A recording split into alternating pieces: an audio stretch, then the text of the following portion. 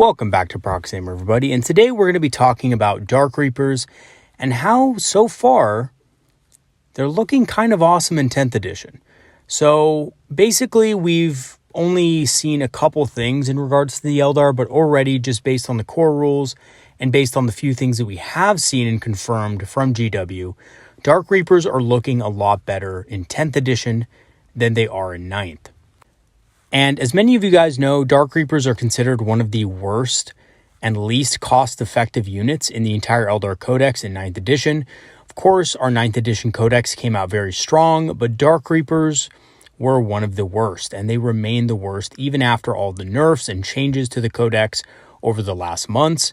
Dark Reapers still remain on bottom, which is a true shame because Dark Reapers are honestly a really awesome unit. They look really cool. And even the older models and older sculpts look really badass. So, yeah, we'd like to see them with better rules. And I think Dark Reapers are finally going to get some of the love that they deserve in 10th edition. So without further ado, let us go ahead and get right into the video. And first, let's take an overview of what we're going to be looking at today. So we're going to be looking at how Dark Reapers function currently in 9th edition. And then we're going to be looking and doing a deep dive and analysis on the 10th edition reveals as they relate to Dark Reapers and what it means for the unit going into the new edition. So Dark Reapers currently in 9th edition are one of the worst units in the Codex. And I've said this many times myself on the channel. I've tried to find ways also to make them good, but it's a little bit like pulling teeth with this unit. The main reason why is that their damage is just very lackluster, and there's very few ways outside of investing heavily within them that you can actually get good damage out of them. So they have relatively low AP for this edition, on top of not ignoring light cover innately. So units in cover getting +1 to their armor save. Dark Reapers don't have any good way to basically negate this outside of something like Masterful Shots, which is a Craftworld trait. They don't have battle focus, and they have very limited mobility. Their speed is 6. They don't have battle focus, so they can't move and shoot. And on top of it all, in this edition, heavy weapons have a penalty for moving and shooting. So a lot of heavy infantry out there have ways to negate this, or, basically they're just tougher so they can withstand more firepower, but Dark Reapers cannot. So they get a penalty to hit for moving and shooting, and again, on top of that, they only have a 6-inch movement. Also, they only ignore dense cover and are pretty fragile. So their ability to hit their targets in the first place is not the greatest. They need line of sight. They can't really attack out of line of sight units unless they have the Tempest Launcher, which only the Exarch at that point can attack with. And they only are ignoring dense cover, so even though they're getting basically a little bit of ballistic skill out of that, it's not by a whole lot. And lastly, they're pretty expensive, coming in at 27 points per model. They were previously, for a large part of the edition, 30 points a model, 150 points for the unit base, and that is not accounting for the weapon upgrades and Exarch powers that the Exarch could take, which honestly could well take the unit to 180 points, which by any standard, whatever unit you're looking at in the Codex, was much less cost effective than other options.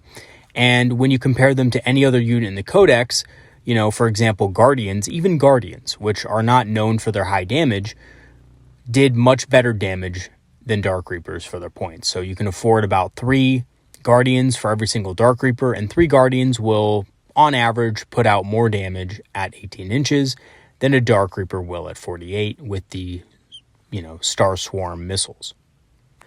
And obviously that's because of the fact that, you have the Shuriken special rule, right? You have more shots.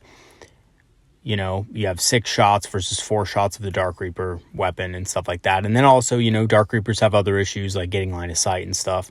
So Dark Reapers overall in this edition were just very lackluster. There wasn't a lot of good ways to use them unless you were just having fun. They were a very cool unit, and there was ways to make them better. But again, those ways involved heavy investment in buffs, Craftworld traits, psychic powers, and other things to actually make them work properly. So moving on to the reveals that we've seen so far in 10th edition, I have to say Dark Reapers are already looking a lot better. So just looking at basically a couple of things here, the heavy weapons trait giving +1 to hit when stationary is very good. Dark Reapers ignoring cover on their attacks is also amazing. And that's all cover, so that includes all light cover. Basically, all cover is the same now anyway, so it doesn't really matter. But essentially, it gives units, +1 to their saving throw, which Dark Reapers now ignore. Units also get -1 additional AP on range attacks if 6 inches or higher.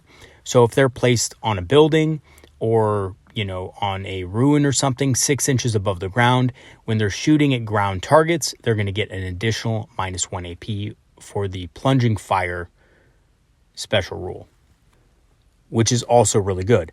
And lastly, units disembarking from a Falcon get rerolls to wound against a target hit by the Falcon's weapons.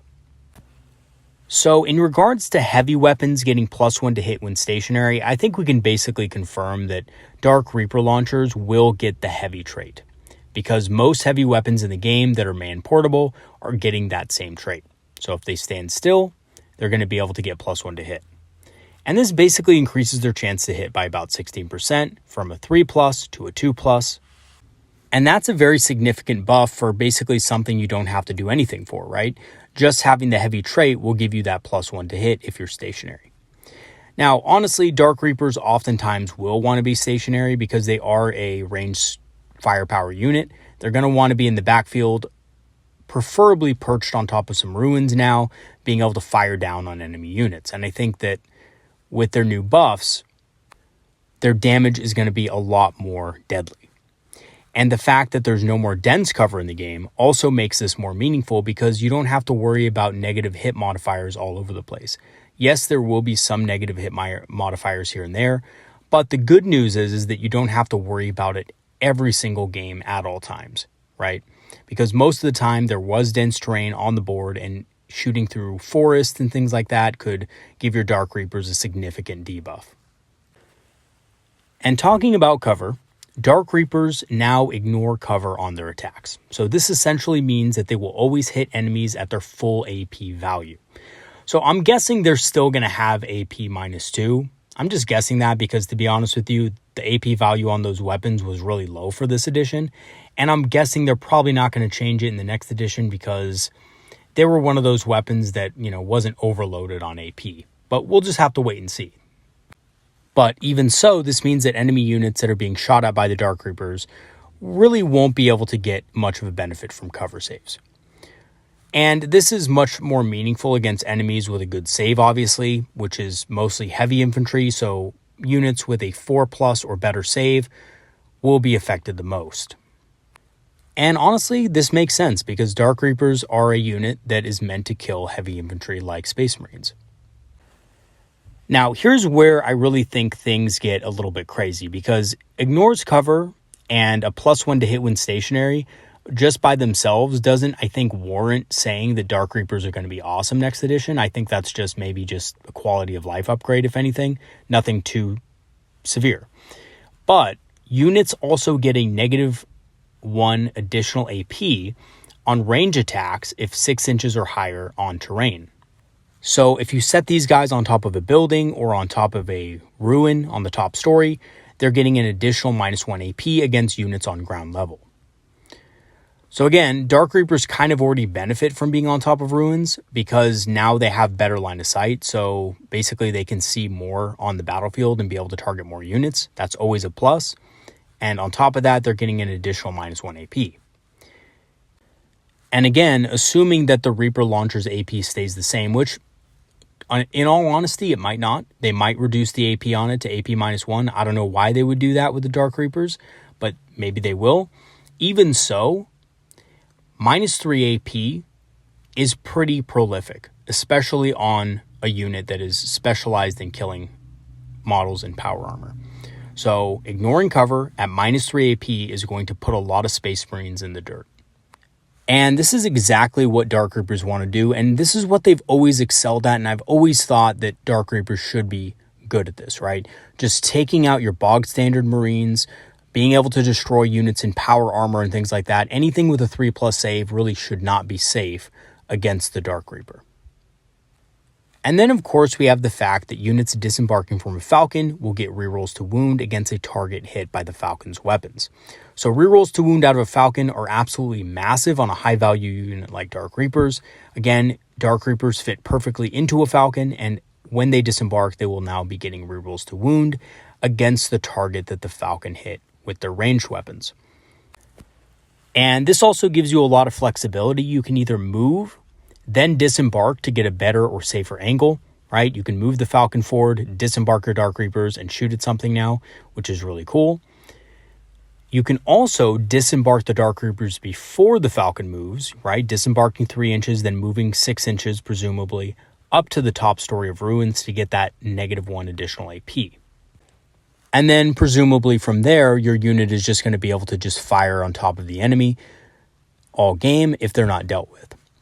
And lastly, transports give them first turn protection from shooting. So on top of it all, having protection from indirect fire weapons on the first turn of the game to make sure your Dark Reapers at least get the first strike off is also a very good buff.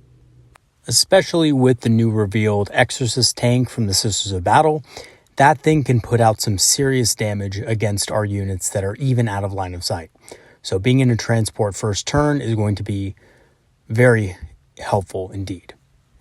So to put it all together, just looking at the core rule changes, Dark Reapers are gaining +1 to hit when they are stationary, -1 additional AP when they're in an elevated position. They also ignore cover with their attacks, which is basically an effective -1 AP against units in cover. And lastly, on top of it all, if you put them in a Falcon, they can get rerolls to wound when they disembark, and it gives them mobility options, as well as protection from first turn shooting. And on top of it all, we haven't even seen their other datasheet rules. So these are just the things that we have seen. We don't know what else they have. We don't know what special ability they have, or what kind of, buffs characters can give them, whether warlocks can give them a damage boost, or what have you. And all in all, I would say that so far, even if the points remain relatively the same and they're priced around 25 points, I think they're going to be considerably better in 10th edition. So in conclusion, unless something drastically changes in how many points they cost, if they become 40 points a model, I think obviously they're going to be way overcosted, even with all the buffs that they're getting. But if they remain, somewhat the same, Dark Reapers are going to be in a fairly strong position going into 10th edition, especially if their datasheet is also buffed by extra special rules and stuff like that.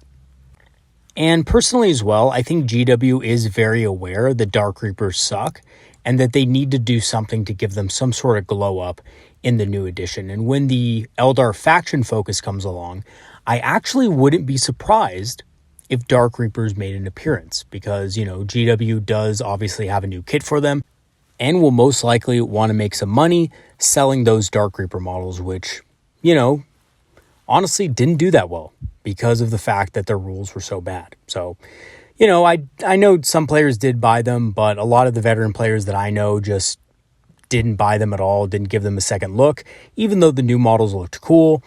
The old models were still functional, and you just never really saw them in that many lists to begin with. So my greatest hope, Dark Reapers being one of my favorite aspect warriors, my greatest hope is that Dark Reapers get a significant buff in the new edition with their datasheet, and it already looks like they're a lot stronger than they were in this edition. All right, everybody, that's going to be it for today. I will see you guys in the next video. Thanks, everybody, for watching. And thank you to all my patrons who continue to support the channel. Once again, thank you so much for your support. I will link my Patreon and PayPal in the description for those of you who want to support the channel further. It is always greatly appreciated. And also, just as a last little note here, I do want to apologize for the lack of content over the last couple days. I've been extremely busy with other obligations and I haven't been really getting around to the content, but I do plan on making a video covering how the Craftworld Eldar can potentially tackle some of the new armies that have been revealed by GW on the Warhammer community. And I do also want to finish that ultimate tier list that I told you guys about in the last video. All right, everybody, that's going to be it for today. Peace out and see you guys later. Have a great rest of your week, everybody. and I'll see you in the next video.